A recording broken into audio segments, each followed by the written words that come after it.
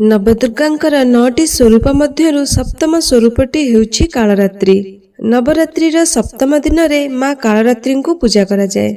समस्तंक मृत्यु रूपक कालर रात्रि बा विनाशिका होइथिबारु तांकर नाम कालरात्रि। माँ कालरात्रि जीवनर महान सत्य मृत्युर प्रतीक अटंती।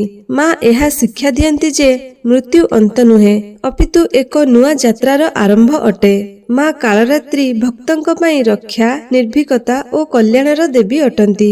माँ कालरात्रि समस्त अंधकार और भयर नाश करती। से आमको जीवनर घन अंधकार रे मध्य प्रकाशर संभावना रहिथिबार प्रेरणा दियंती।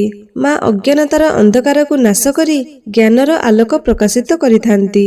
गद्धबाहिनी माँ कालरात्रि तांकर 4टी हाथ रे खड्ग, वज्र, बरमुद्रा और अभय मुद्रा को धारण करिछंती। तांकर 3टी नेत्र रहिछि। माँ को पूजा कले समस्त प्रकार दुष्ट आत्मा, भूत, प्रेत, पिशाच आदि खराब शक्ति गुड़िक नष्ट हो जाए एवं मनुष्य को सब दिगरु सुरक्षा प्राप्ति होइथाए।